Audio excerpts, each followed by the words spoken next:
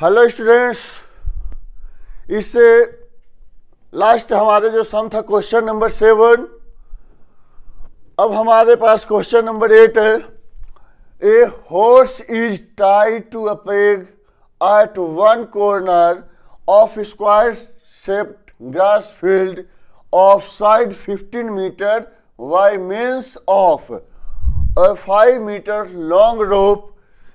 The area of that part in the field in which the horse can graze. और दूसरा है the increase in the grazing area of the rope 10 meter long instead of 5 meter. इसमें करना क्या है, एक घोड़ा किसी कॉर्नर से, स्क्वायर फील्ड ग्रास है इस तरीके का स्क्वायर फील्ड ग्रास है जिसका साइड 15 मीटर है, और वो 5 मीटर लंबी रस्सी से किसी कोने से बंधा हुआ, 5 मीटर लंबी रस्सी से किसी कोने से बंधा हुआ है, 5 मीटर। तो हमें बताना है the area of that part in the field in which the horse can graze. कर हमें उस पार्ट का एरिया बताना है जो घोड़ा चढ़ सकता है।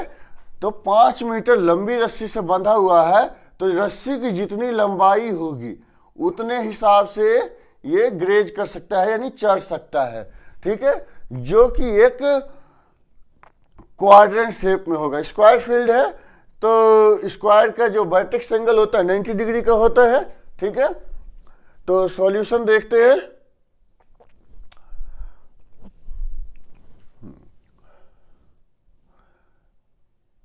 स्क्वायर शेप फील्ड है,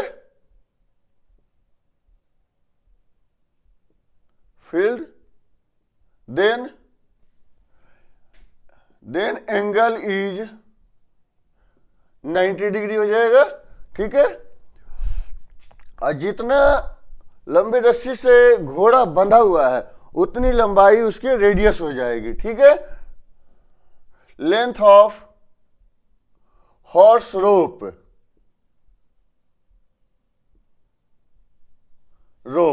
5 मीटर, इसे रेडियस मानेंगे। ठीक है, ये 15 मीटर स्क्वायर फील्ड है, इसका हमें कुछ नहीं करना है। तो ये क्वाड्रेंट बन रहा है, तो हम area of that part which horse can graze,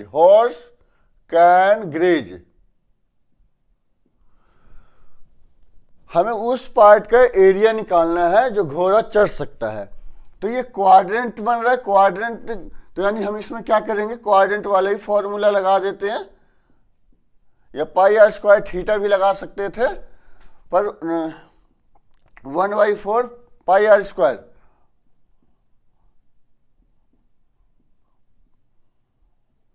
radius 5 metre.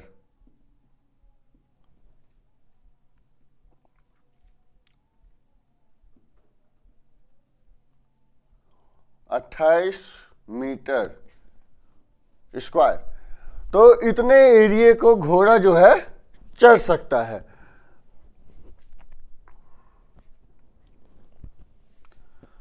अब हमें निकालना है कि सेकंड पार्ट, ये तो फर्स्ट पार्ट हो गया हमारे पास, second part the increase in the grazing area of rope 10 metre long instead of 5 metre. अगर 5 मीटर की जगह मतलब रस्सी को 10 मीटर कर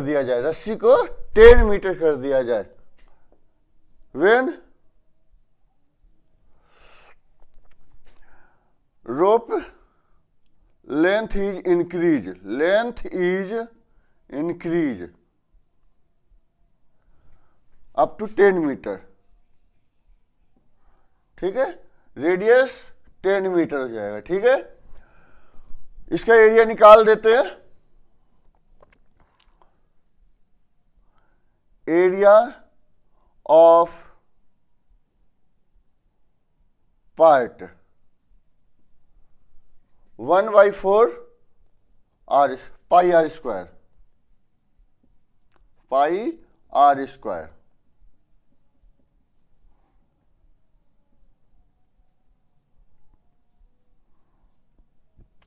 मीटर स्क्वायर। ठीक है,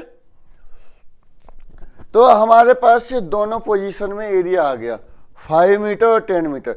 हमें इसमें बताना है कि जो चढ़ने के बाद इंक्रीजिंग एरिया बताना है, मतलब कि पहले 5 मीटर से जो जितना हिस्सा चढ़ रहा था और उसके बाद रस्सी को 10 मीटर जब लंबा कर दिया गया तो उसने कितना एरिया चढ़ा और ये चढ़े जाने वाले क्षेत्र में कितनी वृद्धि हुई, चढ़े जाने वाले क्षेत्र में मतलब ग्रेजिंग एरिया में कितनी वृद्धि हुई, तो ये हमें बताना है, इंक्रीजिंग एरिया बताना है। तो इंक्रीजिंग एरिया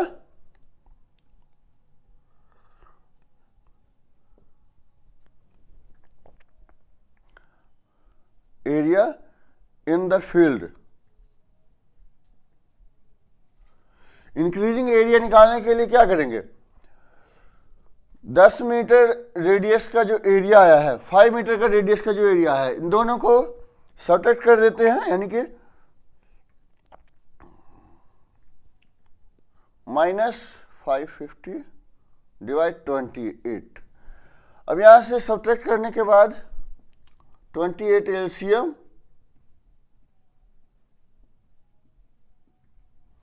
सब्ट्रैक्ट कर देते हैं इसको,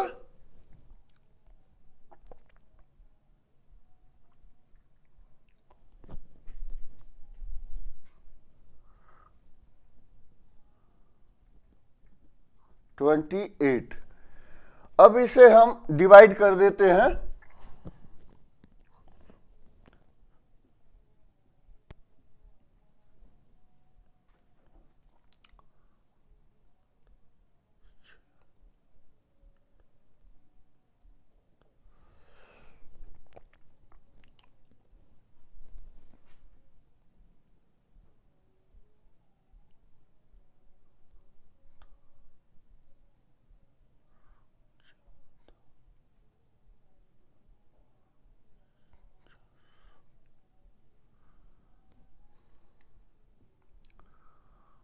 one 45 times 25 0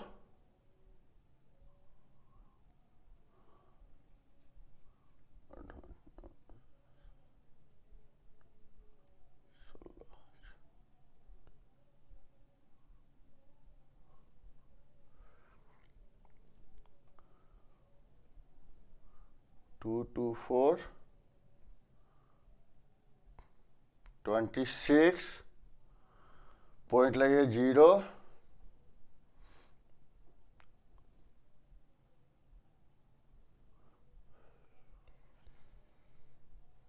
58.9 metre square area. ये जो है इतना एरिया इसका इंक्रीज हो गया। ठीक है।